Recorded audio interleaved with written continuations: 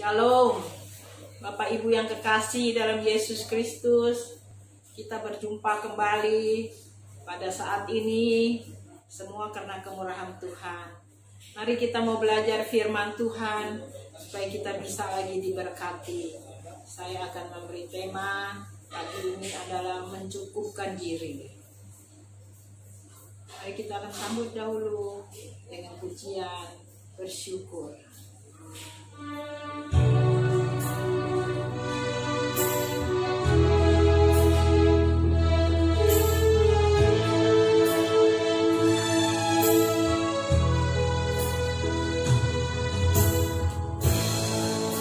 Bersyukur selalu bagi kasih-Mu di dalam hidupku,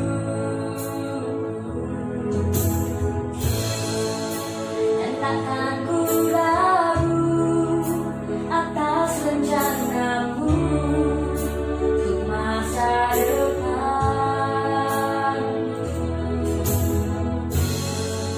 Sebagai Bapa yang baik, takkan pernah Kau melupakanku. Sebagai Bapa yang sangat baik, takkan pernah Kau meninggalkanku. Ku kan menari dan bersuka karena-Mu, oh Yesusku, dan ku kan minum air-Mu, meneduh salib-Mu selalu. Ku hidup dalam-Mu dan hidupku di dalam-Mu, oh Yesusku.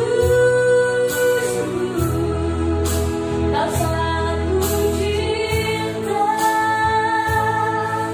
oh Yesusku. Kau sangat ku cinta.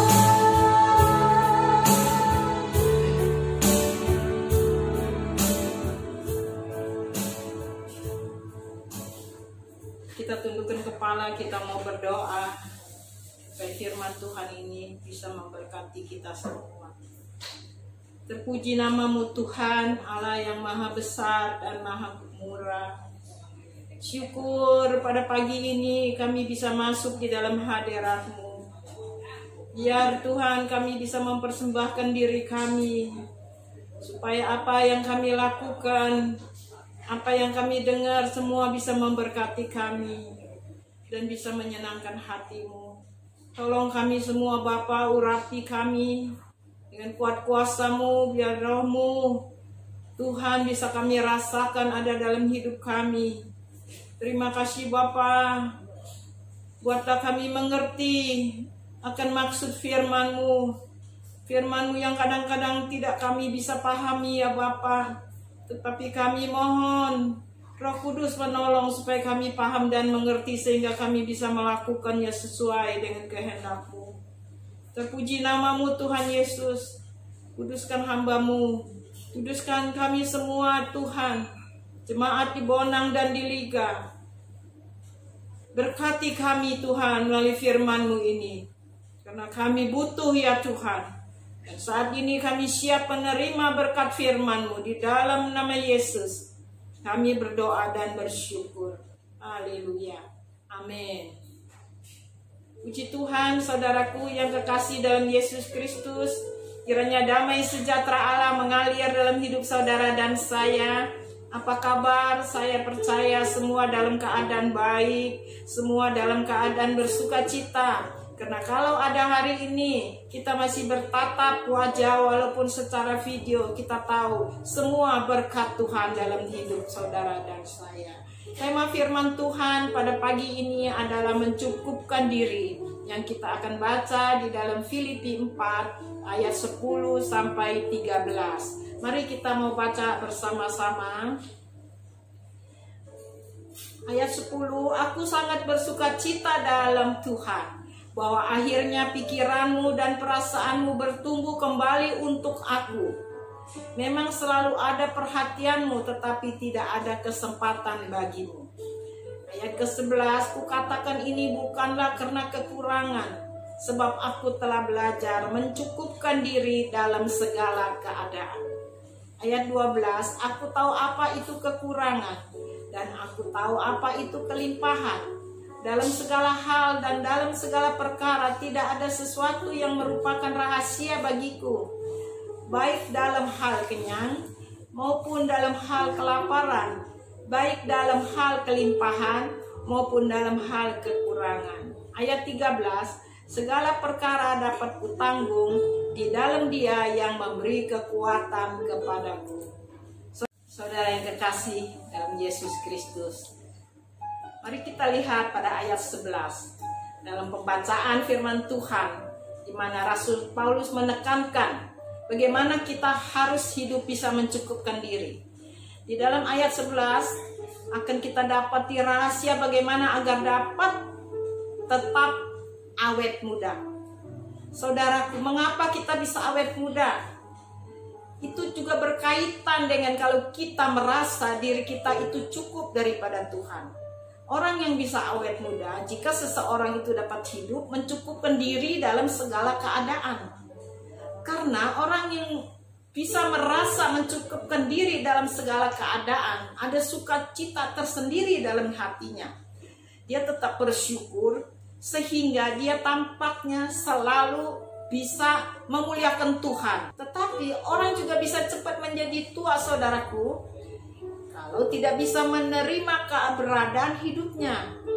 Kalau kita tidak bisa menerima keberadaan hidup kita, kita selalu merasa kurang, merasa tidak mampu, sehingga kita tertekan dan menjadi stres. Kita kecewa, kita sakit hati, hidup kita tertekan, sehingga kita kehilangan damai sejahtera. Jadi, kondisi hatilah yang bisa menentukan orang cepat jadi tua atau sebaliknya tetap awet muda. Amin. Saudara mau awet muda? Bersyukurlah dan merasakanlah hidup ini cukup hidup di dalam Tuhan. Karena kalau firman Tuhan yang kita belajar tadi, kita temukan beberapa hal penting mengapa kita harus belajar mencukupkan diri di dalam segala perkara di tengah-tengah generasi yang materialis dan serakah ini. Yaitu, pertama, ada 3 hal yang kita belajar pada pagi ini. Mengapa kita kadang-kadang merasa tidak bisa cukup hidup ini? Pertama, karena cinta akan uang adalah akar dari segala kejahatan. 1 Timotius 6 ayat ke-6 saya akan bacakan. Memang ibadah itu kalau disertai rasa cukup memberi keuntungan besar. Saudara saat ini sedang ibadah. Saudara merasa cukup? Ibadah tidak bertatap muka? Tapi saya percaya ibadah itu bukan karena ruangan atau dibatasi oleh gedung. Ibadah adalah kondisi hati kita, sikap hati kita terhadap Tuhan. Kalau kita saat ini ibadah dengan rasa cukup dan rasa syukur, itu akan memberi keuntungan besar dalam hidup kita. Karena kita dapat kekuatan baru. Di dalam ayat ke-7 kita lihat, sebab kita tidak membawa sesuatu apapun ke dalam dunia ini dan kita pun tak dapat membawa apa-apa keluar. Jelas saudaraku, kita datang tidak membawa apa-apa. Kita pulang pun kita tidak membawa apa-apa, saudara. Apa yang kita bawa? Kecuali iman kita. Tentu nama baik ada di dalam keluarga kita. Di ayat ke-8, asal ada makanan dan pakaian cukuplah. Amin, saudara-saudara. Semua ada yang kekurangan makan. Saya percaya jemaat Bonang dan Liga tidak ada yang kekurangan makan, sandang atau pangan. Kita harus merasa cukuplah hidup kita ini. Tetapi tentu saja kita masih tetap berjuang untuk mencapai hasil yang lebih baik dan minta pimpinan Roh Kudus. Karena kalau Roh Kudus yang memimpin, kita akan merasa cukup dengan jalan yang baik tentunya. Kalau Roh Kudus tidak memimpin kita, kita bisa memikirkan hal-hal yang kurang baik. Jadi kondisi hati dan sikap kita menjadi kurang bagus di hadapan Tuhan. Dan kita akan terjerat kepada suasana materialis yang membuat kita akhirnya menjadi orang yang serakah. Mari akan kita lihat kembali di ayat 9. Mereka yang ingin kaya terjatuh ke dalam pencobaan, ke dalam jerat dan ke dalam berbagai-bagai nafsu yang hampa dan yang mencelakakan, yang menenggelamkan manusia ke dalam keruntuhan dan kebinasaan.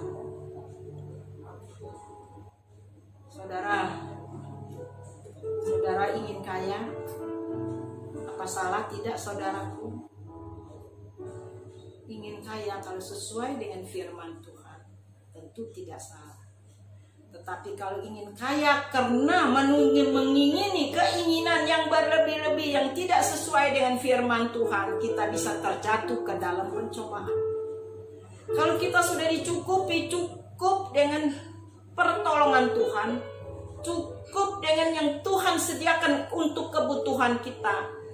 Kalaupun Tuhan mau memberkati hidup kita, itu urusan Tuhan, saudara.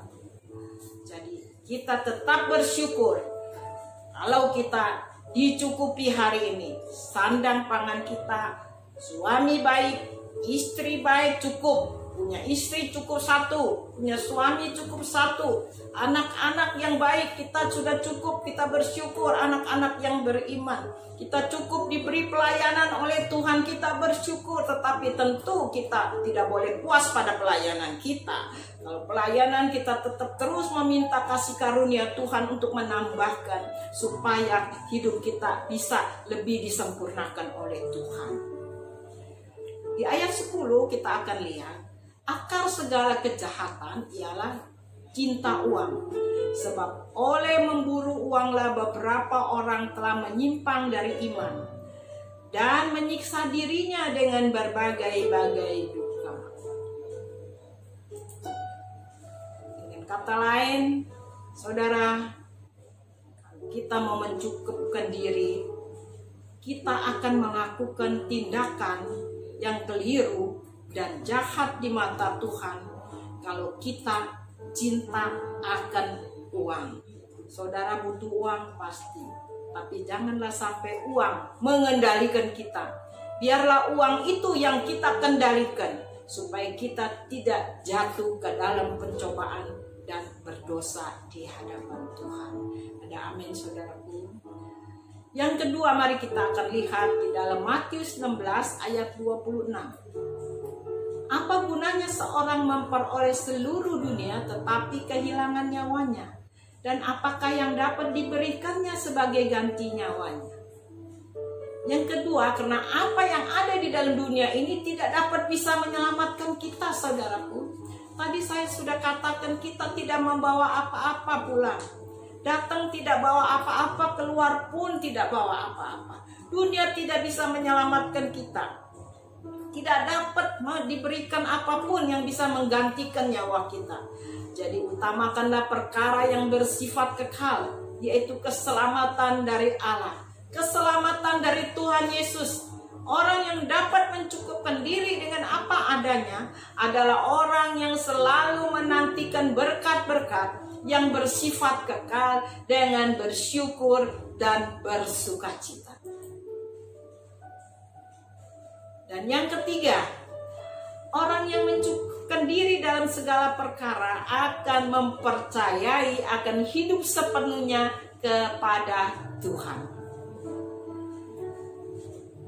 Ibrani 13 ayat yang kelima kita akan baca.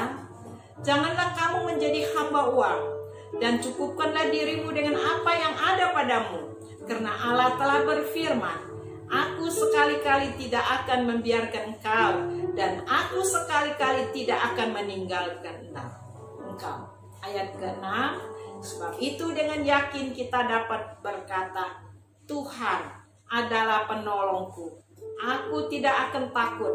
Apakah yang dapat dilakukan manusia terhadap aku? Saudara yang kekasih, Tuhan akan selalu merasakan kehadiran dalam kehidupan kita dan penyertaan Tuhan dalam hidup kita. Hati kita pasti melimpah dengan sukacita karena Dia selalu hadir dan kita merasakannya itu. Dan wajah kita pasti berseri-seri kalau kita merasakan kehadiran dan ada sukacita. Itu karena kita merasa selalu cukup apa adanya, bisa menerima apa adanya. Tapi lain halnya dengan orang yang selalu merasa kurang, tidak dapat bersyukur, dan bahkan menganggap Tuhan jauh, Tuhan tidak adil, dan Tuhan selalu mengecewakannya. Berbahagialah saudara yang saat ini bisa berbahagia dan bersyukur kepada Tuhan. Karena terima kasih Tuhan, saya dicukupkan oleh Engkau, dan saya sudah cukup ya Tuhan. Hal-hal lain Tuhan selanjutnya akan menolong kehidupan saudara dan saya. Akhir, yang keempat adalah karena orang yang tidak mencukupkan diri dengan apa yang ada akan menjadi seorang yang serakah. Kita akan baca di Efesus 5 ayat yang kelima. Karena ingatlah ini baik-baik, tidak ada orang sundal, orang cemar, atau orang serakah. Artinya penyembah berhala yang mendapat bagian di dalam kerajaan Kristus dan Allah. Ingat baik-baik, firman Tuhan mengingatkan kita. Ingatlah baik-baik, ya. Kita kalau serakah tidak mempunyai tempat di dalam kerajaan Allah. Jika kita berdoa, tujuannya hanya untuk memuaskan hawa nafsu kita. Karena doa yang demikian itu tidak layak di hadapan Tuhan saudara.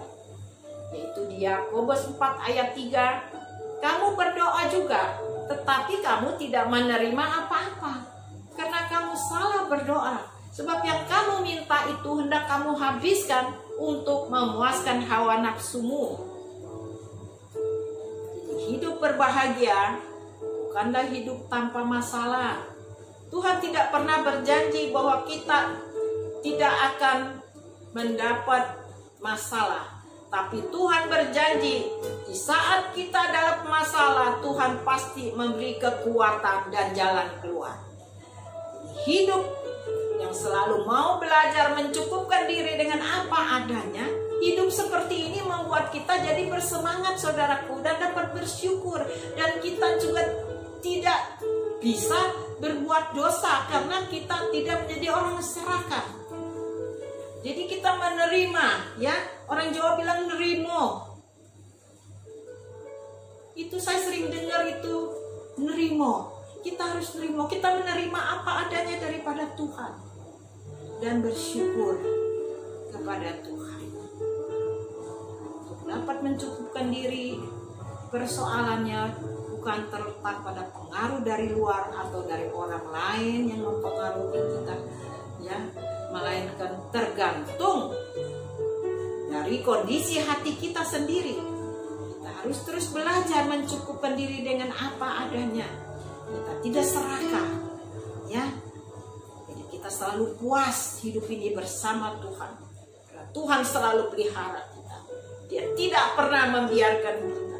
Dia tidak pernah mau anak-anaknya itu hidup dalam kekurangan sesungguhnya. Tergantung kita. Seberapa beraninya kita memberkati. Saudaraku, orang yang berani memberi berkat, dia tidak akan menjadi miskin. Orang yang pelit juga belum tentu menjadi kaya. Sebab itu kita harus belajar mencukupkan diri dengan apa adanya. Sehingga hati kita senantiasa melimpah dengan sukacita. Saudara, sekarang ada sukacita. Saya yakin saudara setelah mendengar firman Tuhan, kita berasa lebih lagi bisa diupahkan, menerima apa yang Tuhan sudah beri, tetapi kita tetap bersyukur supaya kita bisa menyenangkan hati Tuhan dan kita pun bersukacita senantiasa di dalam. Saudara-saudara yang kekasih, mari kita belajar mengendalikan diri kita dari kedagingan. Amsal 21 ayat 17. Orang yang suka bersenang-senang akan kekurangan. Orang yang gemar kepada minyak dan anggur tidak akan menjadi kaya. Sebab orang yang hidup dalam kedagingan tidak akan pernah merasa cukup, tetapi selalu kurang. Bagaimana kita supaya merasa cukup? Hanya satu, saudaraku, kita mau minta pimpinan Roh Kudus menolong kita, sehingga Roh Tuhan yang ada di dalam kita itu menjadi lebih besar, dan kita bisa menguasai kedagingan kita, dan kita bisa hidup seturut kehendak Tuhan. Allah, kita mau bersyukur. Allah Bapa yang Maha Besar dan Maha Kasih. Oh Bapa, kami sangat bersyukur kami sudah bisa belajar sebagian dari firman-Mu yang mengingatkan kami bagaimana kami harus merasa dicukupi, bisa mencukupi diri kami. Supaya kami bisa menjadi orang-orang yang berkenan kepada Engkau. Ampuni kami ya Tuhan. Jika selama ini kami suka mengeluh, selalu merasa kekurangan, merasa tidak adil Tuhan ini, dan kami selalu memandang di luar, pengaruh-pengaruh luar mempengaruhi hati kami, sehingga kami serasanya tidak puas akan hidup ini. Tuhan, ampuni kami semua, jemaat-Mu Bonang dan Liga, dan saudara-saudara yang lain yang mendengar firman Tuhan pada saat ini. Ampuni kami ya Bapa, jika kami tidak mempunyai sikap dan hati maupun kondisi hati dan pikiran kami yang benar di hadapan Tuhan. Kuduskan kami ya Bapa, tolong supaya kami bisa belajar lebih lagi firman-Mu, supaya benar-benar ya Tuhan firman-Mu ini bisa memberkati kami. Terima kasih Tuhan, kami berdoa ya Tuhan untuk keluarga kami masing-masing, saudara-saudara seiman kami yang tidak dengar firman Tuhan. Dimanapun mereka berada, Engkau menjamah ya Tuhan. Engkau memberkati mereka, Engkau menegur melalui Roh Kudus-Mu, supaya mereka juga selalu haus ya Tuhan. Mereka tidak puas ya Tuhan kalau tidak mendengar firman-Mu. Buatlah mereka ya Tuhan rindu senantiasa akan firman-Mu, karena firman-Mu lah yang memberi kami kehidupan. Karena kami hidup bukan dari makanan dunia, tapi kami hidup dari Roh-Mu ya Bapa. Terima kasih Tuhan untuk firman-Mu yang telah mengingatkan kami. Terima kasih Tuhan, Engkau menjawab kebutuhan kami, bukan keinginan kami untuk kepuasan kami yang sering kami lakukan. Oh Tuhan, ampuni jika hal-hal itu selalu terjadi dalam diri kami. Kami ingin mempersembahkan diri kami yang benar di hadapan-Mu. Kami ingin Tuhan mempunyai hati yang bisa menyenangkan hati-Mu. Bapa Surgawi, tolong kami semua jemaat-Mu di Bonang dan di Liga. Tolong keluarga-keluarga kami. Tolong orang-orang yang kami kasihi. Tolong bangsa dan negara kami. Tolong pemerintah kami dan presiden kami. Kami semuanya menyerahkan ke dalam Engkau, supaya kami bisa menjadi orang-orang yang tidak serakah, tetapi kami tetap bersyukur dalam keadaan apapun. Ubahkan hidup kami Tuhan, supaya lebih indah seturut kehendak-Mu. Terima kasih Tuhan Yesus. Di dalam Engkau kami percaya pagi ini kami sudah diberkati. Kami mau bersyukur. Di dalam nama Allah Bapa kami sudah berdoa dan bersyukur. Haleluya. Saudara kasih, mari kita sambut dengan doa Bapa kami. Bapa kami yang di surga, dikuduskanlah nama-Mu, datanglah kerajaan-Mu, jadilah kehendak-Mu di bumi seperti di surga. Berikanlah kami pada hari ini makanan kami yang secukupnya, dan ampunilah kami akan kesalahan kami seperti kami juga sudah mengampuni orang yang bersalah kepada kami. Janganlah membawa kami ke dalam pencobaan, tapi lepaskanlah kami daripada yang jahat, karena Engkaulah yang mempunyai kerajaan, kuasa, dan kemuliaan sampai selama-lamanya. Mari saudaraku, kita mau bangkit berdiri, kita mau angkat tangan kita.